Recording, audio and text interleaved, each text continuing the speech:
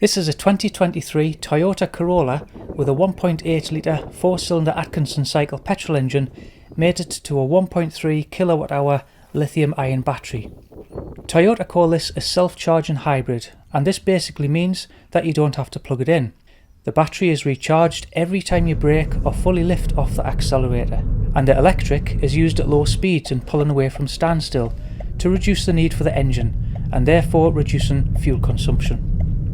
You can buy a Corolla Hybrid 5-door hatchback for a price of $30,225 for the Icon trim, all the way to $36,875 for the XL Estate version, which Toyota calls a touring sport.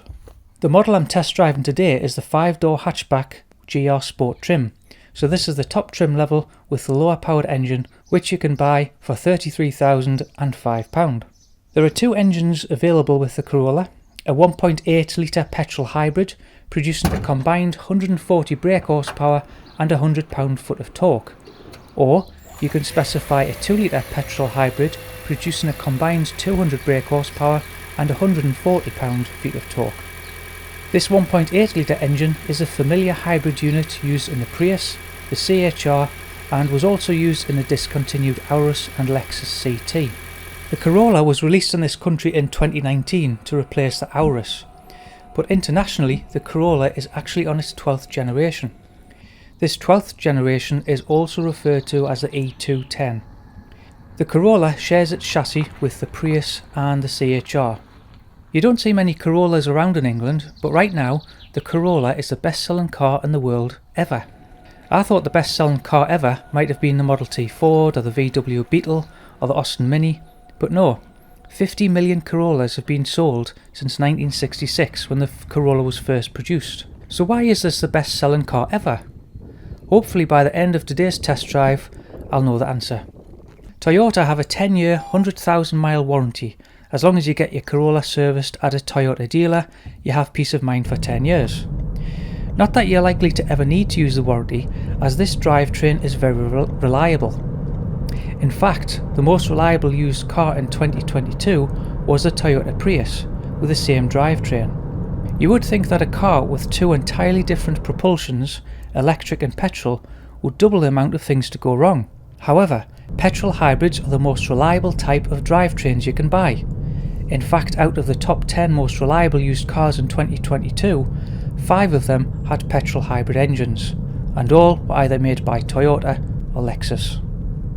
Around town, the Corolla is really quiet and composed over potholes and uneven surfaces. The engine is quiet even when accelerating hard. Toyota have really dampened down on the whiny CVT gearbox sound that was found in their previous generation hybrid cars a few years ago. Pulling away slowly, the only whine you hear is the whistle from the battery, and it's quite addictive. You end up trying to pull away slow enough so the engine doesn't cut in. You can tell when the engine is off in two ways: a green EV icon on the dashboard, or you can look at the rev counter, which shows a 0 when the engine is not being used. The engine cuts in and out seamlessly, and the hybrid CVT setup is really smooth. I did notice a faint rumbling noise when leaving 30-mile-an-hour limits at light throttle, similar to the sound of an old car which needs a new wheel bearing. My microphone didn't pick it up on the video because it is a very low frequency rumble. But I regularly drive a 2014 Aurus Hybrid, which makes the same noise when leaving a 30-mile-an-hour limit at light throttle, and I think the fact is that the engine is quiet and there's virtually no wind noise, so you're more aware of any noise coming from the wheels and tyres area. Speaking of the older hybrid Aurus, compared to this 2023 Corolla, the difference in sound is amazing. Not only is the Corolla better at deadening road noise, but the engine doesn't whine on uphill sections of the motorway or when overtaken. If you spend a lot of time in urban areas, the ride in this is relaxed and smooth. The steering is light when parking, and it weighs up sufficiently during fast cornering. Unlike the Toyota CHR, which has light steering all the time, the Corolla gives you a lot of feedback through the steering wheel, so you know what the front wheels are doing and you can confidently corner. I took it for a quick drive on some quiet country roads, and even though this car isn't designed to be a hot hatch, the handling is great. You won't be disappointed if you need to make swift progress along some B roads. It is front wheel drive however, so you do get a touch of understeer on tight, wet roundabouts. There are 3 driving modes: economy, normal and power. However, after driving this in all 3 modes, I ended up leaving it in normal. Economy doesn't make the engine any more economical. All it does is reduce the sensitivity of the accelerator, which encourages you to pull away slowly. And the power mode doesn't actually unlock any more power, it only increases the sensitivity of the accelerator. So all 3 modes made no difference to the 0 to 60 times which I tested. It's a bit of a placebo, the mode selector, so you're better off just leaving it in normal. One good thing about this, whatever mode you choose and wherever you are at whatever speed you're doing, you can always access maximum acceleration by simply pressing the accelerator down to the floor. This actuates a button underneath the accelerator to give full acceleration, so you'll never be caught out in the wrong gear or left waiting on a turbo to spool up in this car should you need power immediately. If you've previously owned diesels and this is your first petrol hybrid, you will notice a lack of mid-range torque. However, the acceleration at low speeds is quite incredible for the amount of brake horsepower that is quoted. And this is because the electric motor has maximum torque from 0 revs, which means acceleration from standstill to about 40 mph an hour is pretty rapid. It gives you a lot of confidence at busy roundabouts and junctions. And because of the way the hybrid system delivers the power to the front wheels, there is rarely any wheel spin, even in the wet, which again increases confidence when you need to get away quickly onto a busy road. I did mention earlier the Corolla can be fitted with a 200 brake horsepower hybrid engine, and you can get this for only £1,700 more, and that's on every trim level. So you can even buy the basic Icon trim and specify the 2 litre 200 brake horsepower engine, and for £1,700 this is a steal. I would imagine most buyers will find this 140 brake horsepower version more than adequate. In fact, a 0 to 60 time of just over 10 seconds is quite reasonable for a car that can still achieve over 50 mpg, and you don't have to be a professional driver to achieve this 0 to 60 figure, which is refreshing. Talking of economy, my economy for the day was around 50.6 mpg, which was respectable considering that acceleration tests are repeatedly performed to see how the engine responded in different circumstances. I've got no doubt that this would have been over 55 mpg if I was trying, but 50.6 mpg in real world conditions is pretty good in my opinion. I think Toyota could still improve on this however with a slightly bigger battery to store more of that kinetic energy that would normally be lost when braking and decelerating. I found that the EV mode was often unavailable in circumstances where I would have expected it to be available. Here the engine was warm, it was a warm day, 18 degrees in fact, which is considered tropical in the northeast. My throttle was light, and the battery indicator levels showed more than enough battery available, but still I wasn't able to select EV mode. I like this car in ash grey. It's a little different to the usual metallic silver that a lot of cars seem to have these days. I'm not sure whether it goes well with the black wheels, but in the flesh it's not in your face, and it does complement the ash grey colour. When the wife saw me pulling onto the drive, she said she really liked the shape of the Corolla, but not the colour. However, there are a lot of other colours to choose from, which I'm sure would complement the Corolla's angles better. I'm pleased Toyota haven't put a large spoiler on the back of the car, just because it is the GR Sport version. They've kept it to a modest size. When I test drove the Corolla back in 2019, I remember how good looking it was. Now 4 years on, I think the styling has aged really well. I can't remember being impressed with the driving experience of the 2019 version as much as I am now in this 2023 version. Perhaps because of the modifications to the CVT gearbox and how it syncs to the engine, it now creates a more relaxed propulsion that gets you where you need to go quickly and efficiently. The front seat here is positioned where I would have it, and as you can see here, the rear seat space is good, with plenty of headroom and knee room. I did notice that sometimes my knee would catch on the corner of the dashboard when getting in and out of the driver's seat. The seats are very comfortable and really supportive, and you could quite easily drive for long periods of time in this car without your back noticing. However, it did take some time to make adjustments to the seat height and the distance from the steering wheel, which I found fiddly, as the seats are not electric, which is what I would expect for a vehicle north of 30 grand in this highest trim, the GR Sport. What is more frustrating is that in America, they do have the option of electric seats, or power seats as they call them. When I was looking at the equipment differences between the lowest range, the Icon, and the highest trim, the GR Sport, there's not that much in it. All levels get a reasonable amount of features. They look externally different, but if value for money is what you want, stick to the lower trim levels. The steering wheel's the perfect size and it includes height adjustment along with rake adjustment. The turn and circle on this is good, considering it is front wheel drive, and it makes for easy manoeuvring into tight parking spaces. You may notice during the manoeuvring a faint ghosty sound. This is a system called EVAS, Acoustic Vehicle Approach System, which creates a faint sonar sound at low speeds to let pedestrians know that the vehicle is there when it's in electric mode, as it can be very quiet outside the car with just a faint whistle from the battery. The gear stick has a positive feel to it, although there is no manual mode, so once it's in drive you won't need to touch it anyway on the move. I would expect paddle shifters on a GR Sport trim level, but these are only available on the 2 litre version. To be fair, I don't think most people will miss paddle shifters, as this hybrid drivetrain is responsive enough.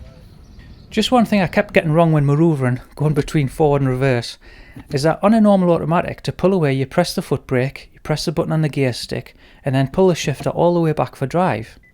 And if you drive a lot of autos, that's second nature.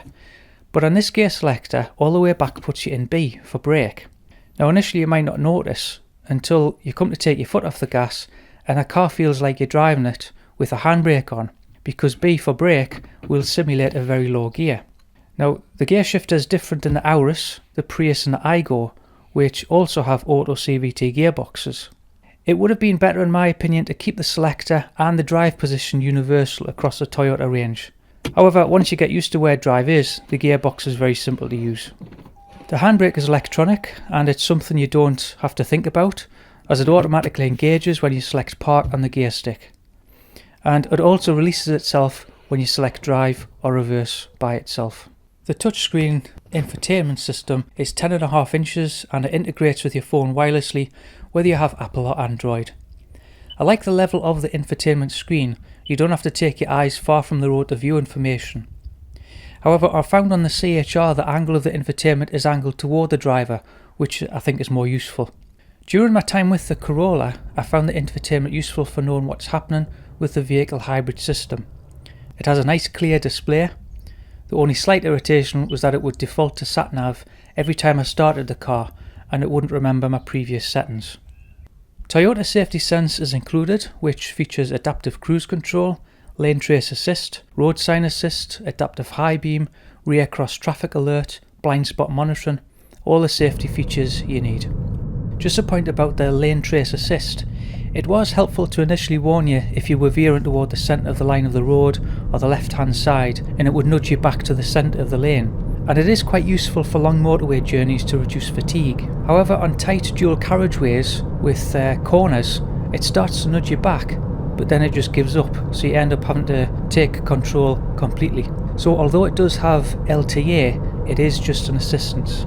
It's not a semi-autonomous system that you can rely on to steer you around corners that other manufacturers have. I actually found it quite invasive on country roads and I ended up turning the LTA off. The GR Sport trim also has a 12-inch digital display, front and rear parking sensors, LED headlights, keyless entry, auto wipers, auto headlights, dual zone climate control, heated door mirrors, auto dim and rear view mirror, heated front seats, 18-inch alloy wheels and head-up display. It's quite a dark interior, and while this can be pleasant in the front, for the rear passengers it may feel a little too dark. However, you can specify a panoramic roof as an option, and this makes all the difference. There are no luxuries in the rear, no air vents, no USBs, anything like that. The only thing you do get is cup holders in the armrests. There is enough legroom for adults in the back, but it's not wide enough for 3 adults to sit comfortably for any length of time. You don't get any automatic door locks on any of the trim levels. On older Toyotas and Lexuses, when travelling over about 12 miles an hour, the doors will all lock. It's a bit of reassurance if your woman is driving the car late through the city by herself, but this is another option we don't get for this country. Another thing I like about the Corolla is the 12-inch digital display, which includes a rev counter. The CHR and other hybrids have an economy gauge, which is useful, but they don't include a rev counter, and I like to know what revs I'm doing at all times. I find it easier to know when the car is in EV mode. Although there is a small green EV light on the dash, the rev counter will go to 0 when in EV mode. It just makes it a bit more obvious. There is a small economy gauge in the centre of the display, but it's quite small compared to the economy gauge on the CHR for example, but I prefer the rev counter here. It's quite low revving for a petrol, which means you don't get any of that petrol drone that you get with some Japanese petrol engines. But I do wonder if we're getting the full potential out of the engine. I noticed when accelerating using full throttle that the revs would never actually reach the red line. According to Toyota, peak power is at 5,200 RPM, so I would have expected the needle to be around that area when using full throttle. Even in sport mode, it wouldn't rev above 4,200 RPM. But redlining is not what this car is about, and overall it makes great progress at relatively low revs, which no doubt adds to the overall economy. I would be interested to know what you think of the digital speedo and whether you prefer an analog speedo or not. Let me know in the comments. Something else I really like about the display is that it includes a temperature gauge, which may not sound like a big deal, but on other Toyota hybrids you don't get a temperature gauge. Now I don't like to rev a cold engine, and keeping the revs low and throttle position light when the engine is cold increases the engine life. So in the Corolla I could tell when the engine was warm through and therefore increased the revs as the journey progressed. It's a small touch that most buyers won't concern themselves, but if you're intending to keep this car for a long time, it's good to have as many gauges as possible to let you know what's going on with the engine. The boot space is adequate, being 361 litres, which is slightly less than the Toyota CHR that the Corolla shares its chassis with, and that's due to the taller body on the CHR. However, if you value boot space over performance, you'll want to specify the 1.8 hybrid version like this, because if you get the larger 2 litre engine, it also means 48 litres less of boot space at 313 litres. If boot space and performance is what you require, take a look at the Touring Estate 2 litre version, which has 581 litres of boot space, which is also useful to know if you're thinking of buying a Corolla to use as a taxi. Just a note about the economy, this would have been marginally better had I not been using the aircon most of the day. When I first got in the car in the morning, as I was putting my phone in the phone holder, I accidentally switched on the heated seats. As the day progressed, I started getting warmer, and to counteract this, I put the air conditioning on. It wasn't till late in the afternoon I realised I had switched on the heated seats. Perhaps there's a better place to house the heated seat button, or maybe it's just my stupidity oozing through. So why is this the best selling car ever?